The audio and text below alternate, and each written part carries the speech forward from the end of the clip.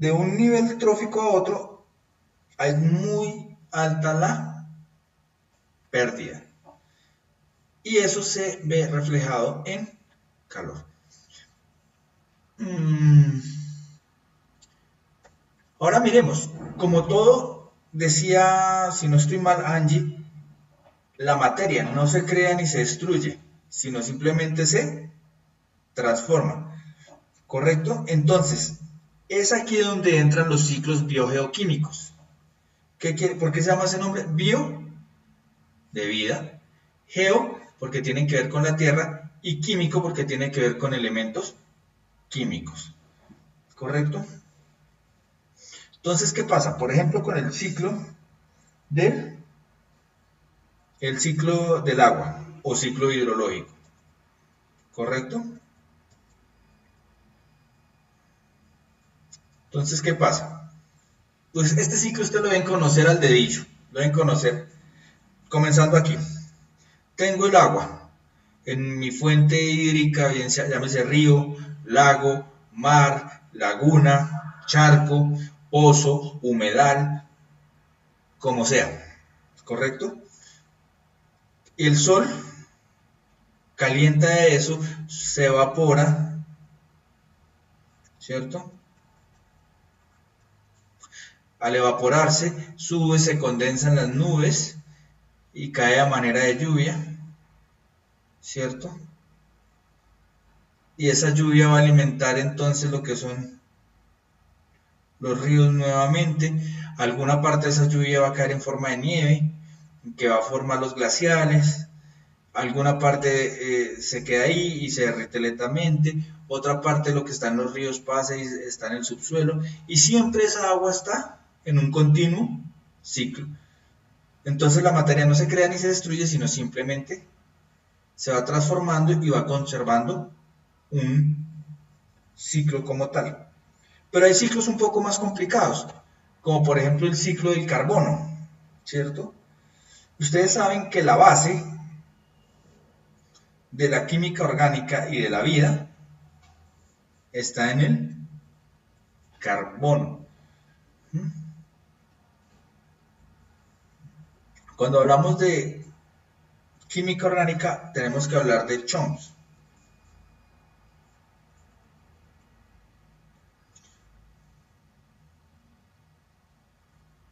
Chomsky, ¿cierto? Carbono, hidrógeno, oxígeno, nitrógeno, fósforo y azufre.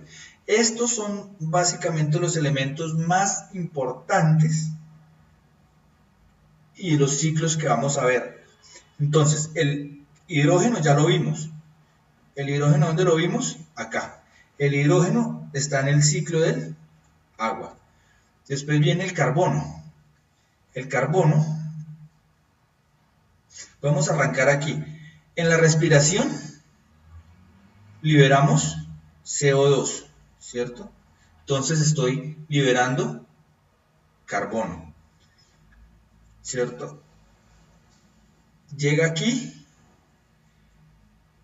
a la atmósfera y a la atmósfera después las plantas a través de la luz y la fotosíntesis lo va a convertir en nutrientes que lo van a aprovechar los animales y algunos hongos que también van a respirar y van a liberar CO2. Pero no solo eso, cuando este animal muere, los restos se descomponen y van a formar aquí por microorganismos que van a descomponer esos restos orgánicos, tanto los animales como la planta o los hongos van a descomponerse y van a formar aquí compuestos ricos en carbono y a su vez también van a respirar. Y todo es un ciclo, entonces el CO2 es cíclico, ¿correcto?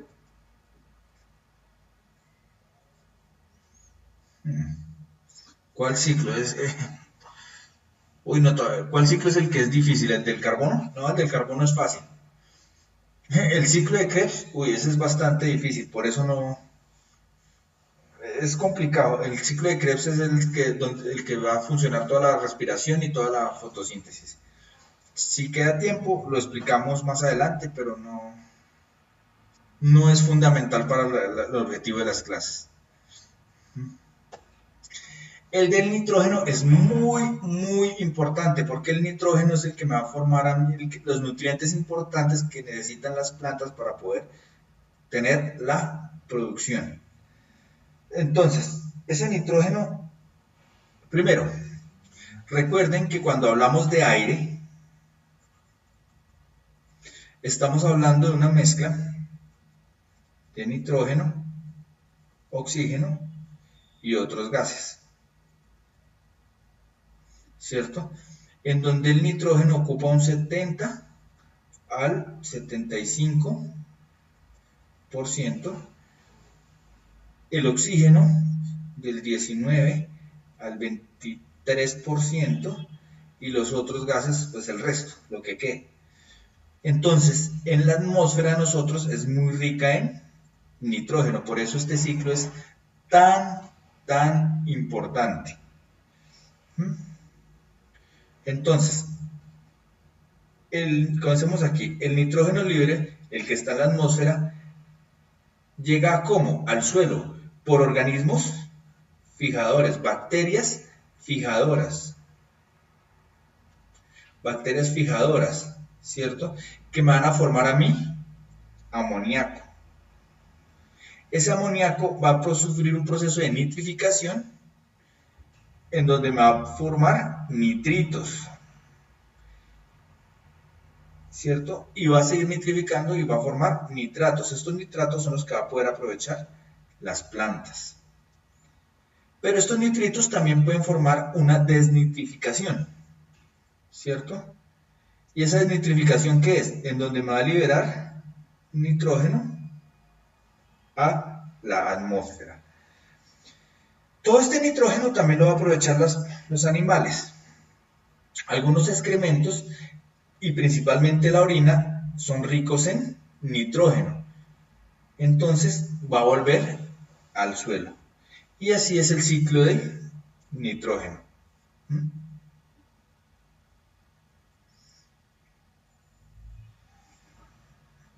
Bien, preguntan, ¿esta biología más o menos de qué grado es? Esto es como de noveno. Lamentablemente aquí en Colombia es muy difícil que en 10º y 11 se dicte la biología. Debería haber más biología, una profundización más rigurosa en biología, pero no la hay.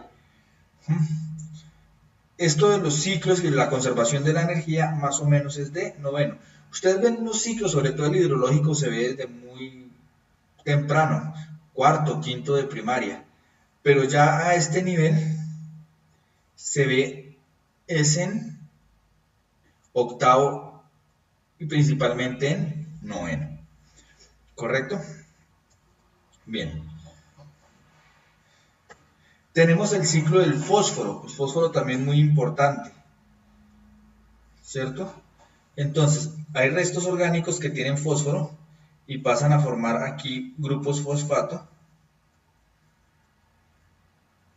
¿cierto? Grupos fosfato en el suelo. Muchos de estos van a formarme mis rocas fosfatadas. Algunos los van a descomponer los microorganismos y van a llegar a las plantas. Ahora bien, aquí encontramos esta palabra, guano. ¿Qué es el guano?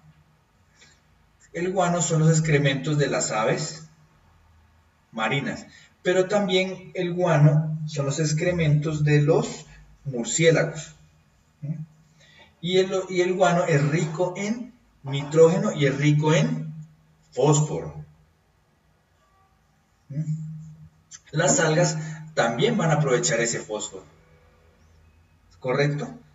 Entonces, si vemos un ecosistema sin plantas, corta el ciclo, tanto el hidrológico como el carbono, del nitrógeno, del fósforo, porque las plantas son las que absorben eso después de que los microorganismos están para que los animales podamos tener esos nutrientes.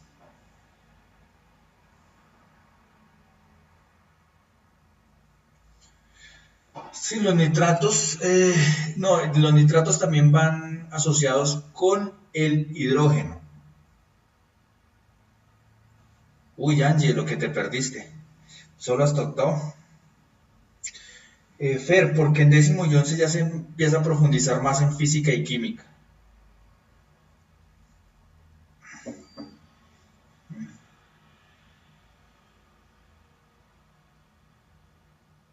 Sí, es que, Daniel, ya no se habla tanto de biología en décimo y once, sino se habla mucho desde la bioquímica. Entonces, por eso es que habla de las biomoléculas. ¿Correcto? Bien. Tenemos el ciclo del azufre. El ciclo del azufre es muy importante. Tenemos liberación de azufre de manera natural. Por ejemplo, en los volcanes hay liberación de azufre y ese llega a la atmósfera, ¿cierto? Pero entonces también está en las cadenas tróficas el azufre a manera de sulfatos y de sulfuros. Entonces esos sulfatos y sulfuros vienen por los excrementos y por la descomposición de la materia orgánica. La descomposición anaeróbica de la materia orgánica me produce estos sulfuros, como el ácido sulfírico. Ustedes se han ido. ¿Quién es aquí de Bogotá? O bueno, no necesariamente Bogotá. Si han salido y a veces han visto esos charcos, porque eso no son más, ¿cierto?